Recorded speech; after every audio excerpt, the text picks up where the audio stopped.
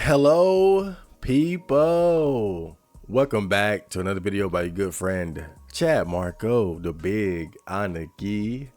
Make sure you guys attack that like button and check out my other social media, and let's have a conversation.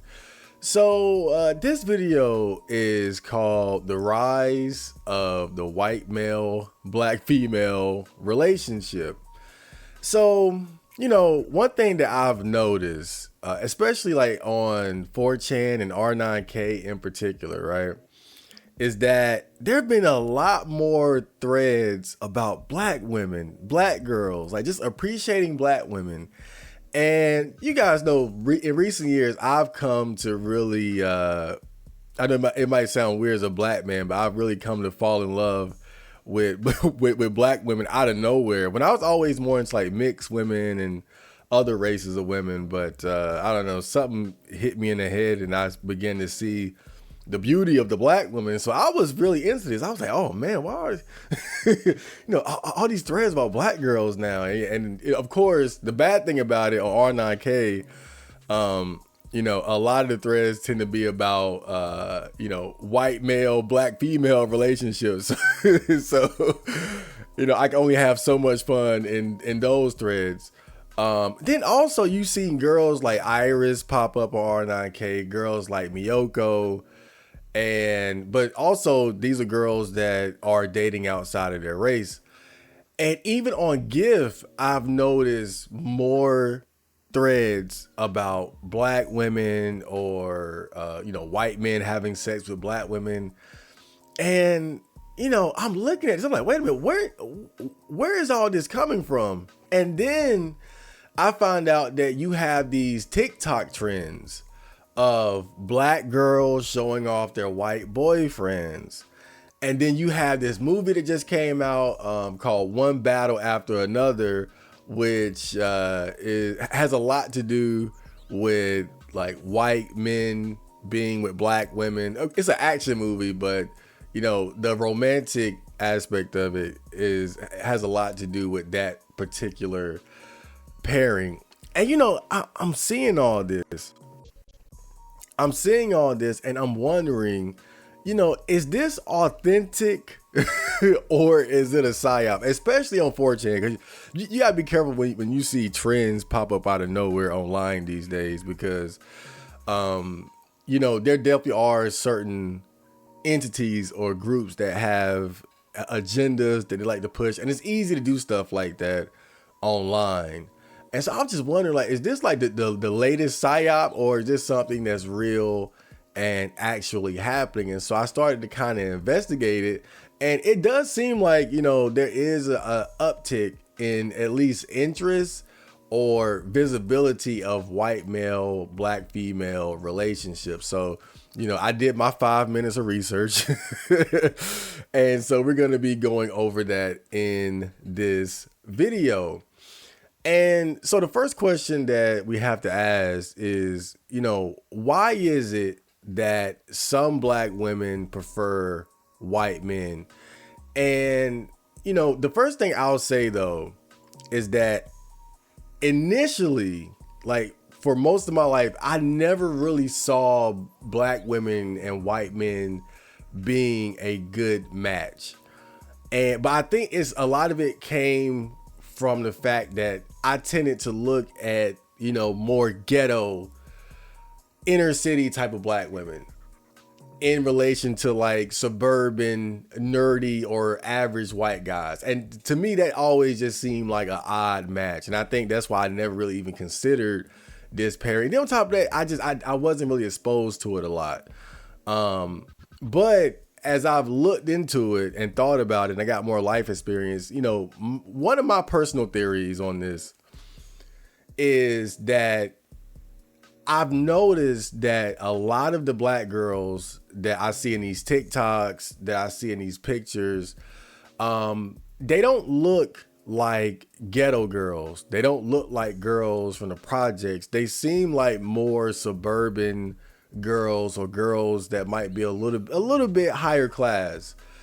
And I think what happens with black people who aren't really ghetto, we are sometimes considered to be Oreos or like black people that act white.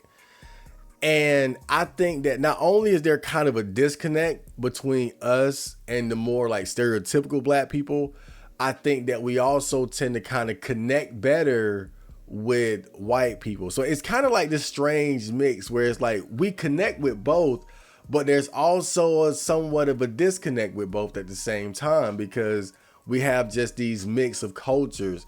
We kind of act whitish, but we also have that black influence because of our upbringing. And that's just one of the things that I've noticed. Like a lot of the pictures I was going through in the TikToks, I'm like, these girls, they don't look like they don't look like ratchets.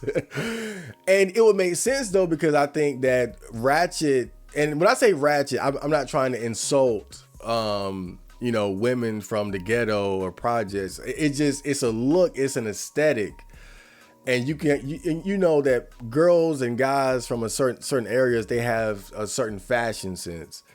And so I'm just noticing that a lot of the girls in these pictures, they don't look like they're from these areas. They look like they might be from the suburbs. And that would kind of explain somewhat why they might be more into white guys. And then I've noticed that, black girls that are from, mostly black areas, hoods, things like that, they tend to be the ones that are the most vocal about being like black male only black men. I just feel like there is no comparison. Like there is nothing that you can tell me that anyone else can bring to the table that can compare to what black men provide. And it's just that safety that you feel, not having to explain nuances, not having to explain why you may react to things a certain way. You just can be, and they get it, and they feel you, and it's that unspoken bond that you can't create with other races. Like, it's just not there. But even when I look at myself, you guys know I've kind of been described as somewhat of an Oreo. And I've had people in my life say, oh, I could see you with a white woman. I could see you with an Asian woman. Now, that's questionable, but I see, where that comes from, because they look at my energy and how I'm not really like a stereotypical black guy. And they could see how I would match up, or could possibly match up better with a woman outside of my race. And, another interesting thing is, because I'm guilty of this as well, that girl that I met at the gym, the nerdy one that was in the anime, I thought that she was into white guys, but she was actually like, no, I like she's 100% into black guys. She said she dated white guys in the past, but said that she kind of grew out of that phase and that she's 100% black male only. But so you can't always assume that just because somebody is an Oreo or black person that act white that they're into that. But that's my personal theory. I think a lot of them are probably Oreo or Oreo adjacent and from the suburbs, so they kind of connect better with white people. Just real quick, just funny story. The person I've never connected better with anyone than other Oreos. Like black people who act white, or however you want to describe it, those are the people I've always connected best with. Better than stereotypical black people, better than white people. I've just always noticed that. Now, as I was doing research into this came up a lot as one of the main reasons why some black women are starting to go for white guys. And it's that white men are more economically attractive. Now, it's no secret that in America, white men are out earning black men. They're going to be more educated than black men. And not only are white men out earning us and more educated, black women are also out earning black men and are becoming more educated than black men. And the way women are, they tend to be hypergamous, so they want to date up. So as black women start to become more educated and they start to earn more money, then their dating pool as far as like black men is going to start to shrink a bit. Anyway, I just wanted to basically say why, to me, I think it's important for black women to date outside their race and get married outside their race. first of all, there's a lot of women out there who are looking for a provider, looking for someone who is making a certain amount of money, someone with a specific background, just different things that women that we look for. Someone who's going to be a good father figure, just all kinds of things. Everybody has their reasonings for looking for a mate. So a lot of black women are looking for good black men, okay? And it can be a little bit unrealistic thinking that there are plenty of good black men. I hear a lot of times in the black community, oh, there's no good men, there's no good men. Well, a lot of times there's not a lot of good black men. And the black men who are available and who are out there, they know that they're a catch. And then it's like, well, who's left? And then I think that's a big part of it too.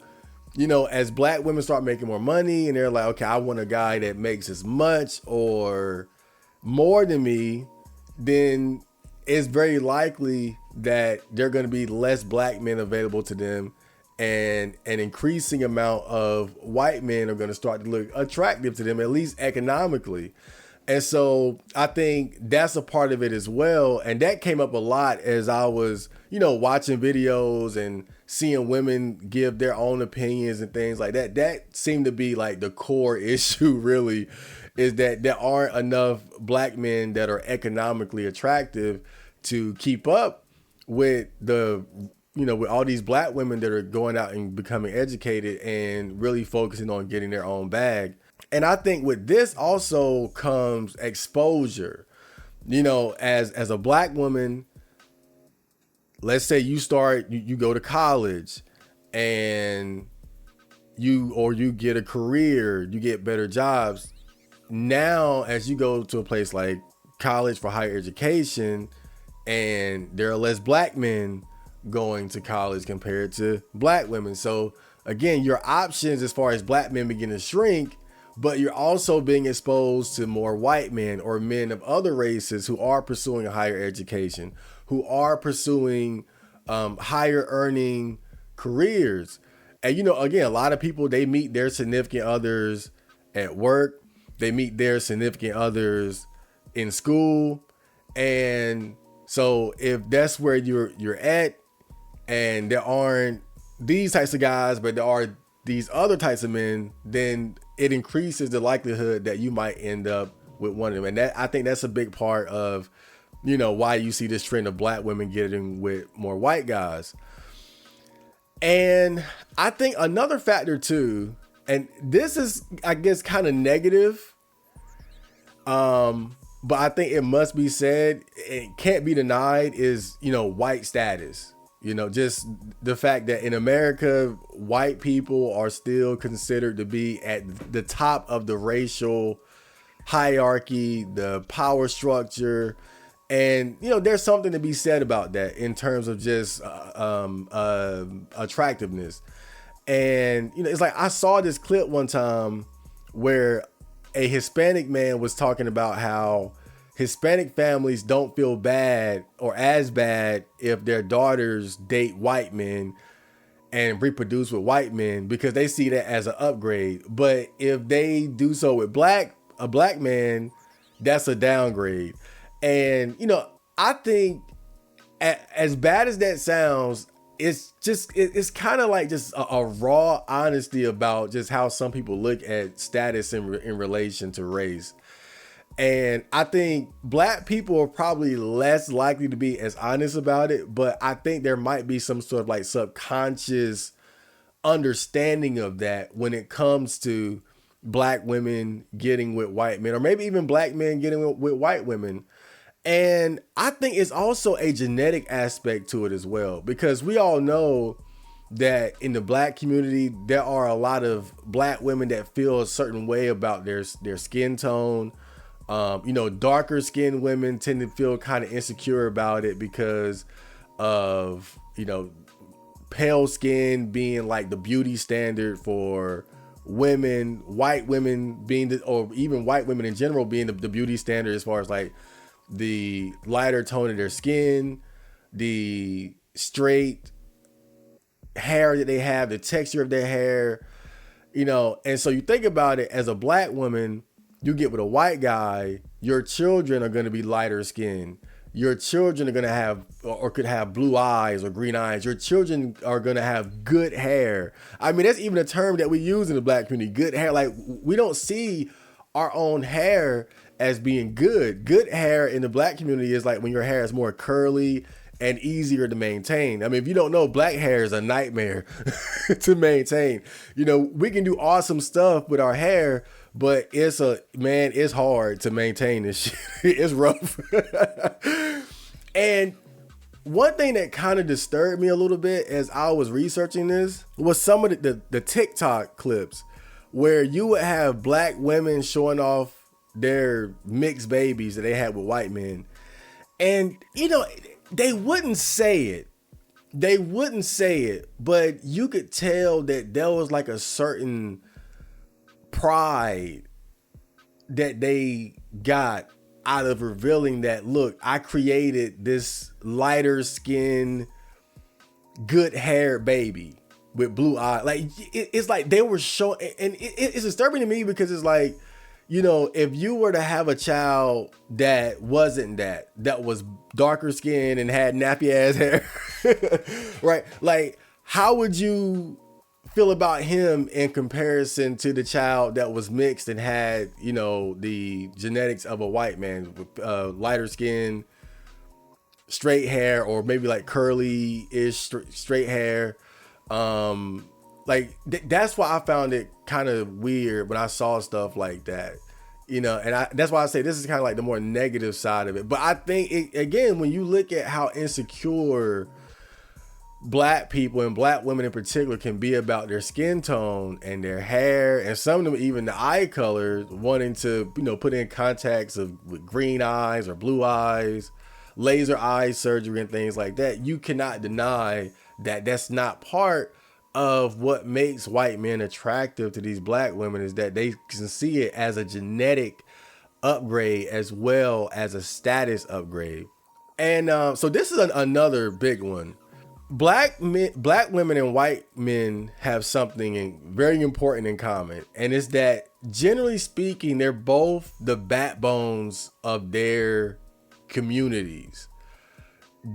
And like I established earlier, they're more educated, earning more money. But when you look at the black community in particular, like, it's kind of obvious why that's so on the white side of things, because for white people, their families are much more intact, right? Like, their communities aren't as much of a disaster as ours. But in the black community, it's seen as being largely matriarchal.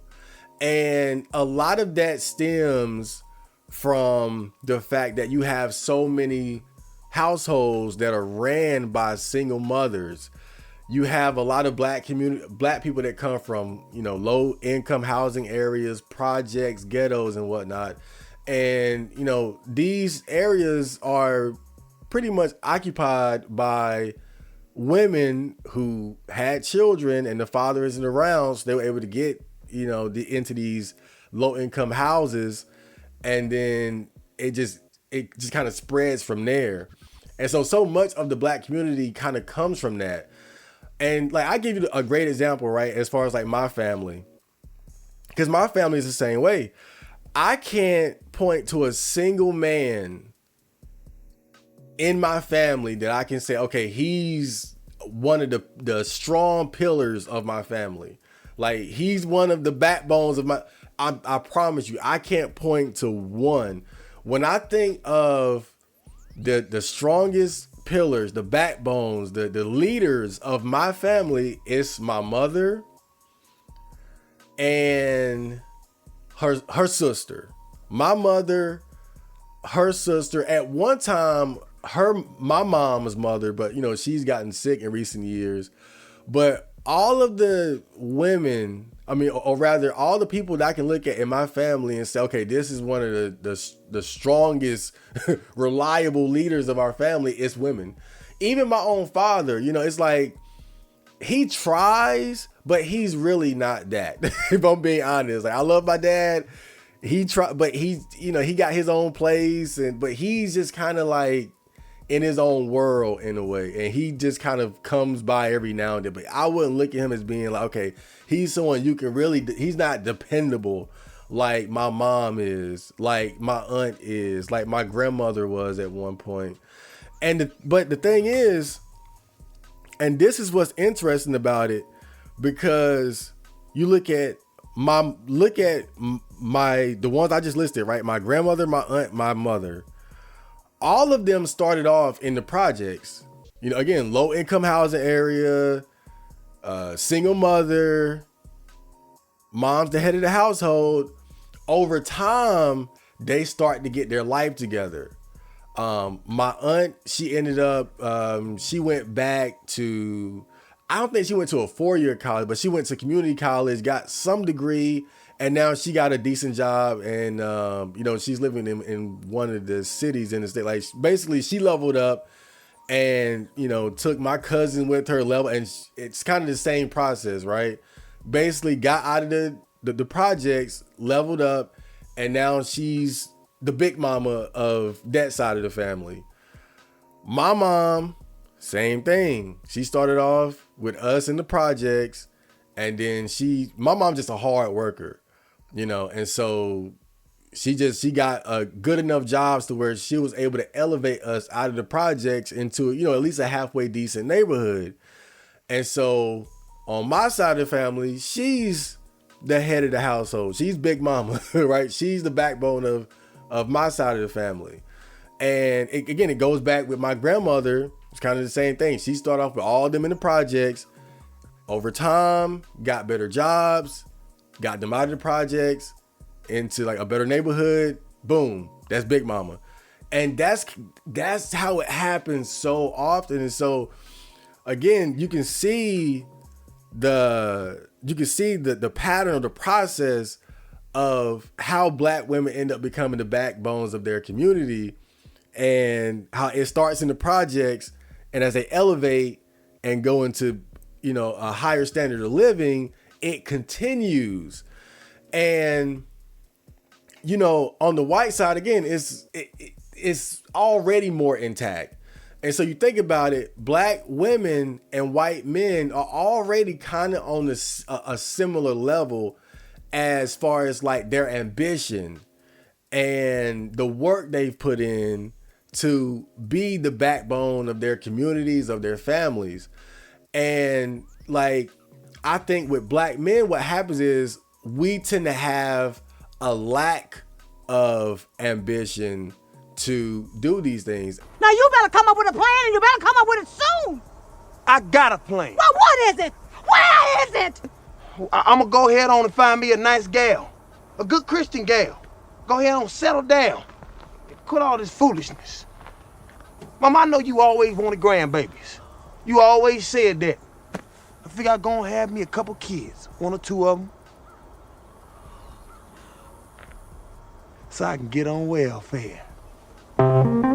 Welfare? I mean, and I gotta be honest, even when I look at myself, I feel like I'm the prime example of the type of Black man that these women would not be looking for, because I'm not really career oriented.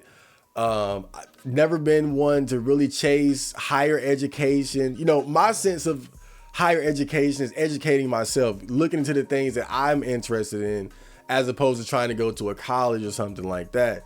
My idea of, you know, chasing my dream or trying to earn more is through the creative art, you know, making music, streaming, but, you know, stuff like that, there's no guarantees. That's not really a reliable way of making money or elevating yourself in society, like something simple like, oh, I'll just go to college, get a degree, and get this job, you know, a STEM job or a truck driver or something like that. And so even with myself, you can see like a certain lack of ambition. You know, I've had people that I work with, right? And not just at the job I have now, but my previous job. And they would look at me and say, bro, like, why you work here? Like, cause they can tell that I'm smart and that I have a good work ethic, and they can tell that I'm capable of doing more. But the thing about me is that I do enough for myself.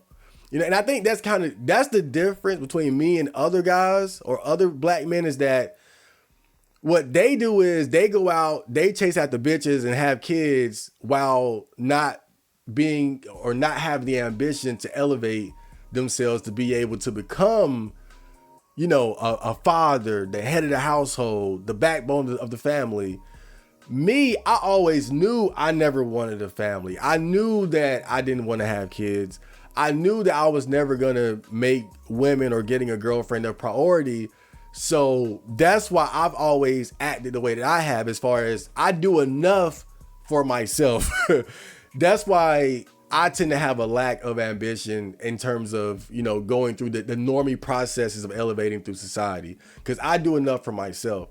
But again, with me, I can see it. I can see like why black women like that wouldn't look at me as being a good option. Black women are starting to become well aware of this reality and the way that we have been neglected and sometimes even abused by our own men, by black men, and we no longer can accept it. And we've been loyal to them, but if we want to find love, if we want to find a partner who accepts us and loves us, we can't minimize our dating pool to such a small percentage of the population. I think, unfortunately, for a long time, black women have felt limited. They felt like, they're not beautiful enough, they're not feminine enough. And a lot of this messaging has come from black men. And we've internalized this and felt, if black men don't even want us, then who else will? Because I don't have that type of mindset of, I'm gonna go get educated and get a STEM degree and this and that.